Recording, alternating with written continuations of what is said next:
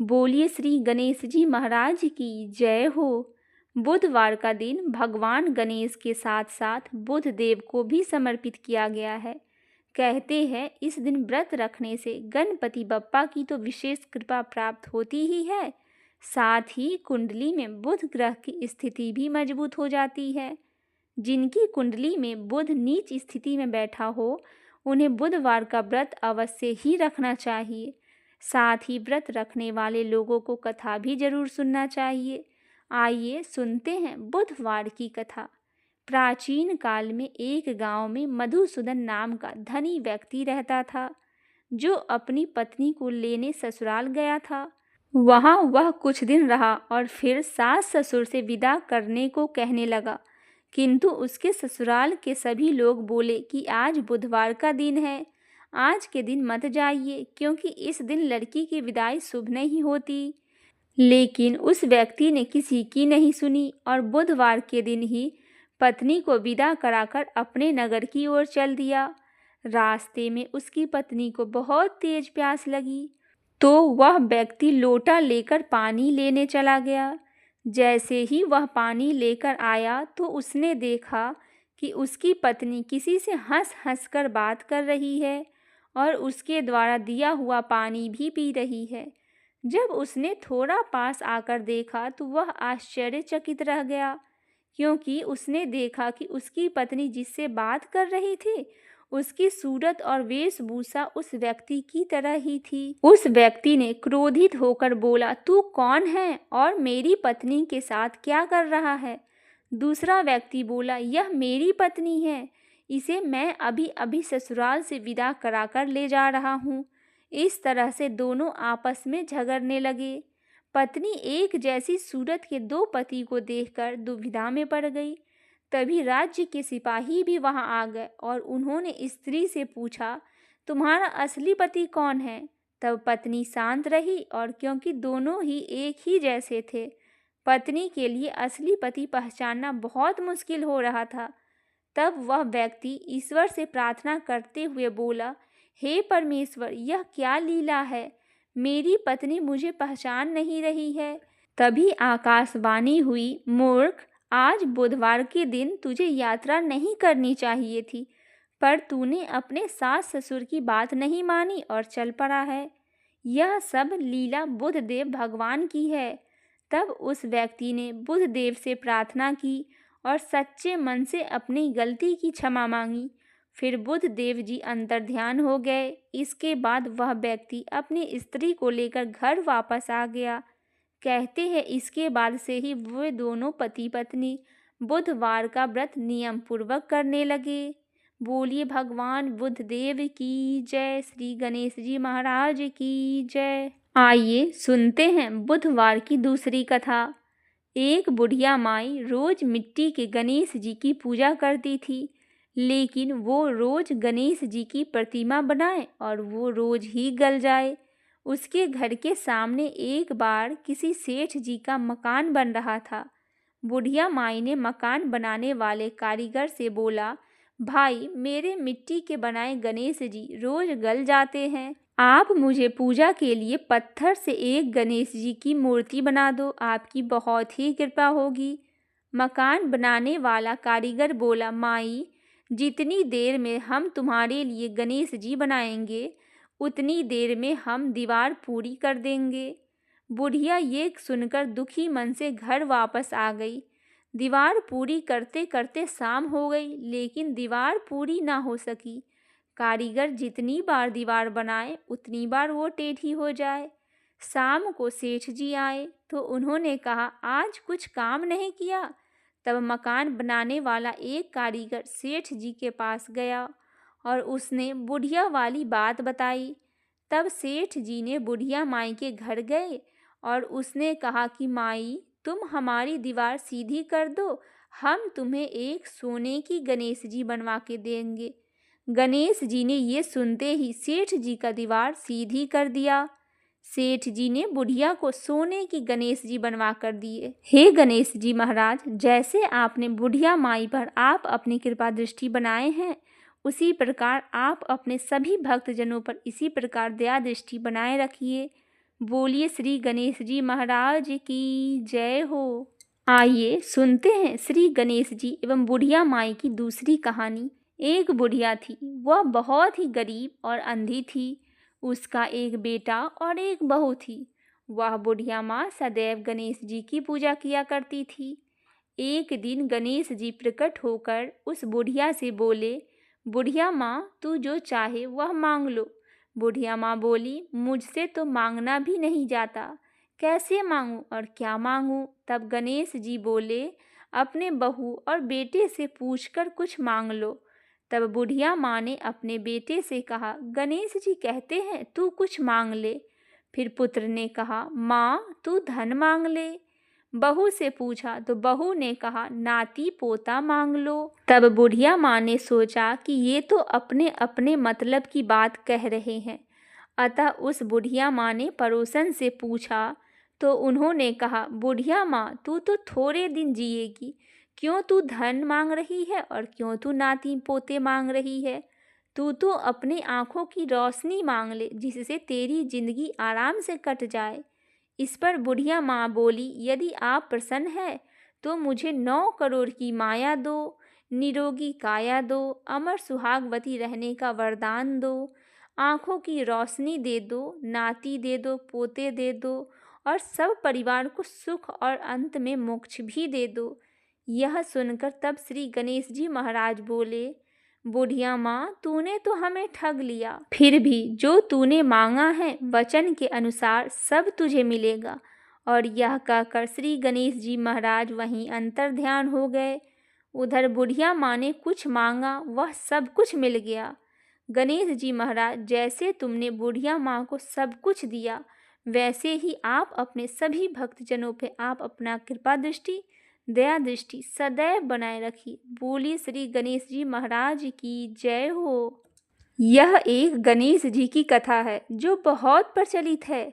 हमेशा से व्रत उपवास के समय कहीं सुनी जाने वाली विनायक कथा के रूप में इसे ज़्यादा जाना जाता है। गणेश जी और खीर की कहानी। एक बार गणेश जी ने पृथ्वी के मनुष्यों की परीक्षा लेने का विचार किया। वे अपना रूप बदलकर पृथ्वी पर भ्रमण करने लगे। उन्होंने एक बालक का रूप बना लिया। एक हाथ में एक चम्मच में दूध ले लिया और दूसरे हाथ में एक चुटकी चावल ले लिया और गली गली घूमने लगे। साथ ही साथ आवाज़ लगाते चल रहे थे, कोई मेरे लिए खीर बना दे, कोई मेरे लिए खीर बना दे।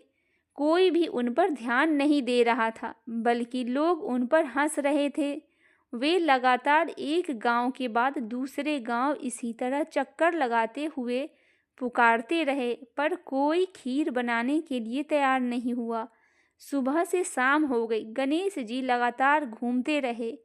एक बुढ़िया माँ थी, शाम का वक्त अपनी झोपड़ी के बाहर बैठी हुई थी। तभी गणेश जी वहाँ से पुकारते हुए निकले कि कोई मेरी खीर बना दे, कोई मेरी खीर बना दे। बुढ़िया माँ बहुत कोमल हृदय वाली स्त्री थी। उसने कहा, बेटा मैं तेरी खीर बना देती हूँ। गणेश जी ने कहा, माई अपने घर में से दूध और चावल लेने के लिए बर्तन ले आओ। बुढ़िया एक कटोरी लेकर जब झोपड़ी के बाहर आई तो गणेश जी ने कहा, अपने घर का सबसे बड़ा बर्तन लेकर आओ।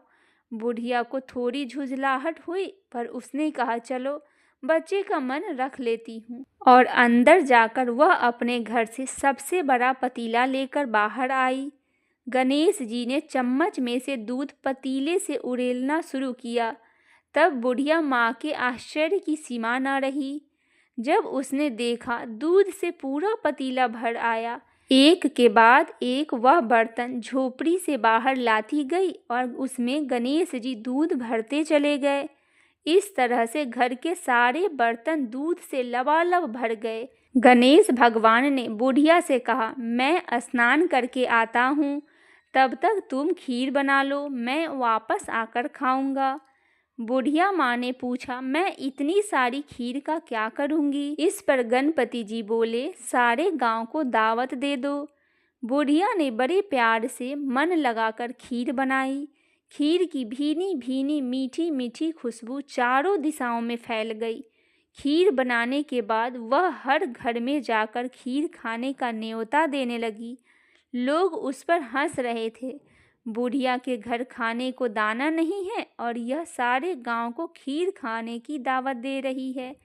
लोगों को कौतूहल हुआ और खीर की खुशबू से लोग खींचे चले आए। लो, सारा गांव बुढ़िया के घर इकट्ठा हो गया। जब बुढ़िया की बहू को दावत की बात मालूम हुई, तब वह सबसे पहले वहां पहुंच गई। उसने खीर से भरे पतीले को जब देखा तो उसके मुंह में पानी आ गया। उसे बड़ी जोर से भूख लगी हुई थी। उसने एक कटोरी में खीर निकाली और दरवाजे के पीछे बैठकर खाने को तैयार हो गई। इसी बीच एक छींटा गिर गया और गणपति जी को भोग लग गया और वह प्रसन्न हो गए। अब पूरे गांव को खाने की दावत देकर बुढ़िया वापस अपने घर आई तो उसने देखा बालक वापस आ गया था। बुढ़िया माँ ने कहा, बेटा खीर तैयार है, भोग लगा लो। गणपति जी बोले, माँ भोग तो लग चुका है, मेरा पेट पूरी तरह से भर गया है, मैं तृप्त हो चुका हूँ, अब तू खा, अपने परिवार और गांव वाले को खिला। बुढ़िया ने कहा, यह तो बहुत ज़्यादा है, सबका पेट भर जाएगा, इसके बाद भी यह बच जाएगी। उस बची खीर का मैं क्या करूँगी? इस पर गणेश जी बोले, उस बची खीर को रात में अपने घर के चारों कोने पर रख देना। और बुढ़िया माँ ने ऐसा ही किया। जब सारा गांव जी भरकर खीर खा चुका, तब भी ढेर सारी खीर बच गई। उसने उसके पात्रों को अपने घर के चारों तरफ रख दिया। सुबह उठकर उसने क्या देखा? पतीले में खीर के स्थान पर हीरे, जवाहरात और मोती भर गए। वह बहुत खुश हुई। उसकी सारी दरिद्रता दूर हो गई और वह आराम से रहने लगी। उसने गणपति जी का एक भव्य मंदिर बनवाया और साथ में एक बड़ा सा तालाब भी खुदवाया। इस तरह उसका नाम दूर दूर तक प्रसिद्ध हो गया। उस जगह वार्षिक मेला लगने लगा। लोग गणेश जी की कृपा प्राप्त करने के लिए उस स्थान पर पूजा करने और मानता मानने के लिए आने लगे। गणेश जी सबकी मनोकामनाएं पूरी करे। बोलिए श्री गणेश जी महाराज की जय। आइए सुनते हैं गणेश जी की एक और बहुत ही सुंदर सी कथा। एक गांव में माँ बेटी रहती थी। एक दिन वह अपनी माँ से कहने लगी कि गांव के सब लोग गणेश जी की मेला देखने जा रहे हैं, मैं भी मेला देखने जाऊंगी। माँ ने कहा कि वहाँ बहुत भीड़ होगी, कहीं गिर जाओगी तो चोट लग जाएगा। लड़की ने माँ की बात नहीं सुनी और मेला देखने के लिए चल पड़ी। माँ ने जाने से पहले बेटी को 2 लड्डू दिए और एक घंटी में पानी दिया। माँ ने कहा कि एक लड्डू तो गणेश जी को खिला देना और थोड़ा पानी पिला देना, दूसरा लड्डू तुम खा लेना और बचा हुआ पानी भी पी लेना। लड़की मेले में चली गई। मेला खत्म होने पर सभी गांव वाले वापस आ गए, लेकिन लड़की वापस नहीं आई। लड़की मेले में गणेश जी के पास बैठ गई और कहने लगी, एक लड्डू और पानी गणेश जी तुम्हारे लिए है और एक लड्डू और बचा हुआ पानी मेरे लिए है। इस तरह कहते कहते सारी रात बीत गई। गणेश जी यह देखकर सोचने लगे कि अगर यह एक लड्डू और पानी नहीं पिया तो यह अपने घर भी नहीं जाएगी। यह सोचकर गणेश जी एक लड़के के वेश में आए और उससे एक लड्डू लेकर खा लिया और साथ ही थोड़ा पानी भी पी लिया और वह कहने लगे कि मांगो, तुम क्या मांगती हो? लड़की मन में सोचने लगी कि क्या मांगूं, अन्न मांगूं या धन मांगूं, या अपने लिए अच्छा वर या खेत मांग लूं या महल मांगूं। वह मन में सोच ही रही थी कि गणेश जी उसके मन की बात को जान गए और वह लड़की से बोले, तुम अपने घर जाओ और तुमने जो भी मन में सोचा है वह सब तुम्हें मिलेगा।